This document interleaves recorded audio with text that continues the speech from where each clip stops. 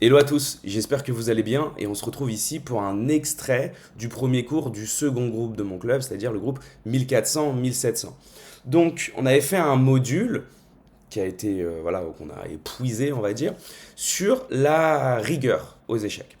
Donc pour ce groupe-là, je me suis aperçu de beaucoup de choses, c'est-à-dire qu'à travers toutes les parties de mes élèves, et d'ailleurs le cours est constitué de parties d'élèves, comme souvent en fait, parce que je trouve ça très pertinent, je me suis aperçu qu'il y avait beaucoup trop d'approximations.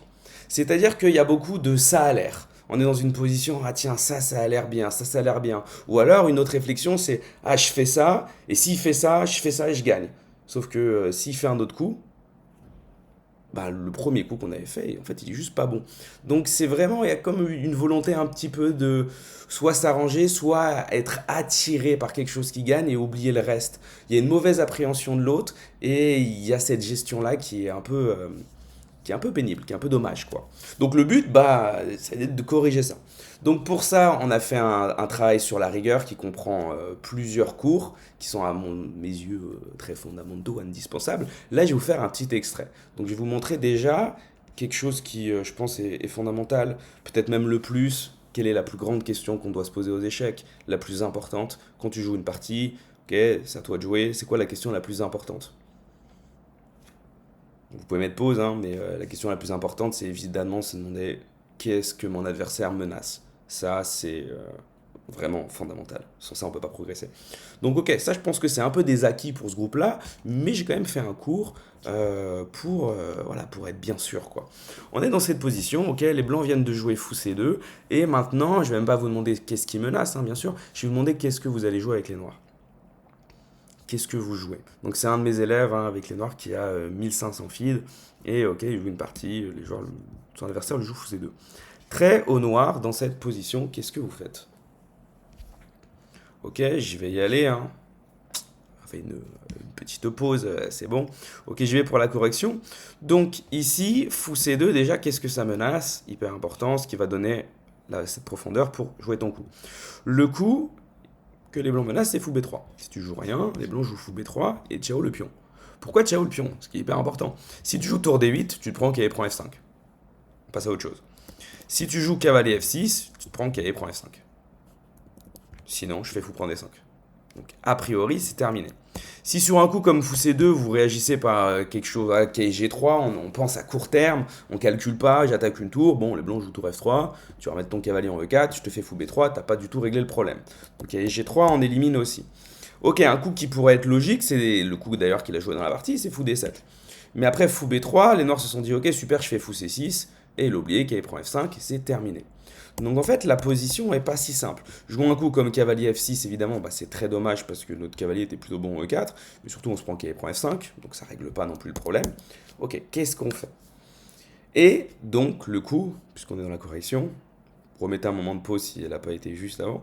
Le super coup, c'est de comprendre vraiment la chose suivante. Ok, sur fou B3, je ne peux pas défendre ça, parce qu'après tour D8, il y a F5 en l'air. Donc le meilleur coup ici, c'est de jouer G6. Pas facile, hein. C'est vraiment pas facile. Fou B3, tour D8. Et là, on sauve le pion. Et on a une position très correcte. On va faire fou D7, enfin, peut-être pas fou D7 tout de suite, parce qu'il y a le pion, mais on va se débrouiller. Peut-être B6, fou B7, tu vois, roi G7. Tu peux améliorer tes pièces, il n'y a pas de souci. Décaler C5 pour virer le fou et faire fou D7, tu vois.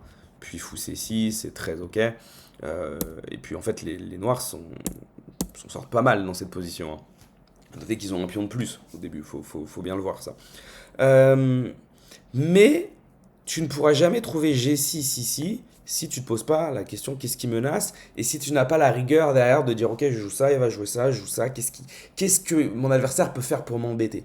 Et ça vraiment voilà donc ça c'est vraiment indispensable donc on a fait un cours dessus. Je pense que c'est peut-être un des cours les plus importants. Voilà, c'est toujours très très voilà si tu réfléchis pas à ça tu peux pas construire un jeu. Les échecs ça se joue à deux donc essaye toujours de comprendre ce que veut faire l'autre. Fondamental. Ça, ok, on y est pour le premier cours, on a fait plein d'exercices comme ça. Et maintenant, on va s'attaquer à un problème de fond, un problème très très important. C'est un cours que j'ai intitulé Tout ce qui brille n'est pas or. Parce que, oh là là, le nombre d'élèves qui voient un coup à tempo et bam, tu sautes. Tu sais, le moment où tu penses que tu gagnes, ton cœur il accélère, bam, t'y vas. Ça gagne pas. Pas évident. Ça perd même. Très très dur. Ok, je vais y aller sur deux autres positions. On va faire trois positions. Ok, c'est parti. C'est ici et c'est au blanc de jouer. Ok, les blancs sont complètement gagnants, on va pas se mentir, hein. Donc on enlève à 1650. Donc grosse position d'attaque, un roi au centre. Et pour autant, une tactique apparaît qui fait dire que peut-être que c'est une bonne chose et que ça gagne. Ici, les blancs ont joué dame prend d8. Alors je vous vois hein, derrière l'écran dire ouais, dame prend d8, t'échanges les dames alors qu'on est dans une position d'attaque, ça n'a aucun sens. Ok, 1650. Pourquoi l'élève a joué ça? C'est quoi l'idée? C'est pas si bête. En fait, je peux même vous retourner la question, qu'est-ce que vous jouez avec les noirs? Ok?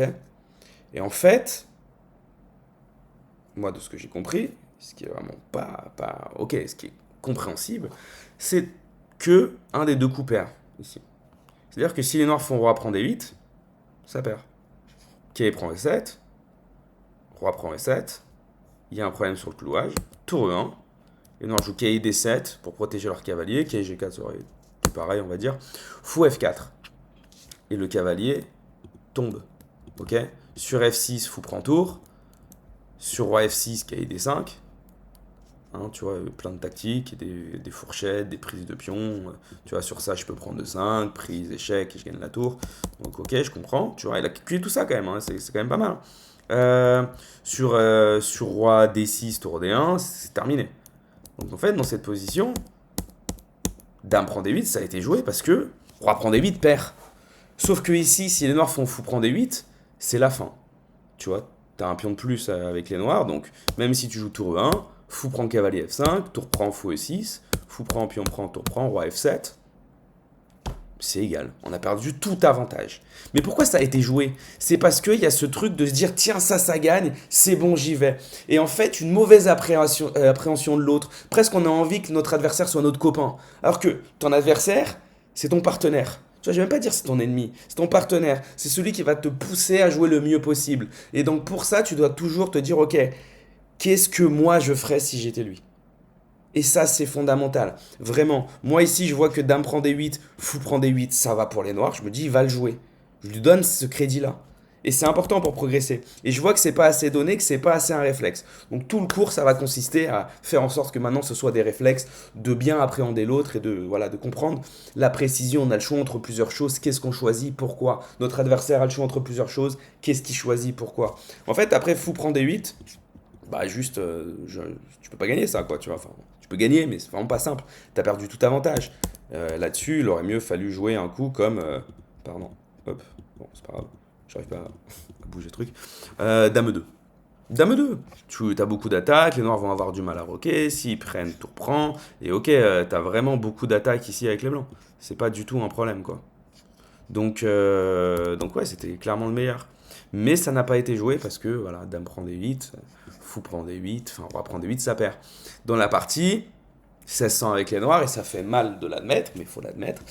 Bon, les noirs, ils ont joué ils ont joué roi prend des 8, et ils ont perdu exactement comme on a vu. Ils sont pris ce thème-là. Tu vois. C'est la même chose. Peut-être probablement qu'il s'est dit tour D1, tu vois, en face. Tu dis, oh, tour D1, ou peut-être qu'il y a D5, je vais faire fou prend. Et il n'a pas anticipé la bonne réponse blanche. La réponse qu'ils attendaient tout le temps. Donc là aussi, en fait, c'est quand même des problèmes qui sont communs. Ça peut être dans la défense, qu'on travaille à l'intérieur du cours, mais aussi dans l'attaque, comme ici, ou alors lutter contre cet instinct, tout ce qui brille n'est pas or. C'est hyper important. On peut le faire dans une autre partie. Donc là, c'est pareil, hein, c'est des élèves 1700, quoi, tu vois. Ici, avec les blancs, il est totalement foutu et il est hyper malin, donc il a quand même les blancs. Il joue B4. Hyper smart. Avec les noirs, vous faites quoi? Peut-être que vous avez un peu compris l'idée du cours. Donc, qu'est-ce qu'on a envie de faire? Elle est où la tactique qu'on a envie de faire? Donc ici, les blancs ont eu la belle surprise de voir les noirs jouer qui prend B4. Puis on prend, fou D4, en se disant je gagne la tour. Qu'est-ce qu'ils ont oublié? Donc ils ont sacrifié une pièce pour faire ça.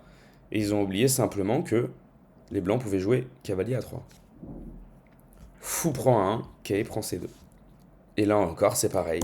Les noirs n'ont pas pu résister à tout ce qui brille n'est pas or. S'ils auraient dû jouer juste fou E7, fou D6, fou B6, il y a des ventes avec fou D3 qui sont intéressantes, il y a beaucoup de possibilités. un peu plus compliqué, fou D3 ou fou D1, mais tu peux jouer juste fou E7, tu vois, t'as pas besoin de trop te casser la tête non plus.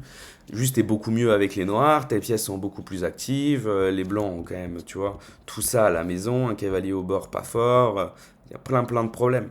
Mais non, je pense que ça gagne tout de suite, et le problème, c'est qu'on n'est pas allé assez loin, et qu'on n'a pas vu cavalier A3. Et donc ça, c'est un truc qui arrive très souvent. Ça a l'air gagnant, je fais ça, il fait ça, je gagne. Et on pousse pas assez le calcul, on pense que l'adversaire va choisir un autre coup plutôt qu'un autre, enfin un mauvais coup plutôt qu'un autre. Donc il y a vraiment ce problème-là, quoi. Et c'est celui-ci sur lequel j'insiste, faites attention à ça. Et donc, tout ça, bah, ça a été travaillé au sein du club, encore une fois. On a pris ce module sur la rigueur dans le calcul.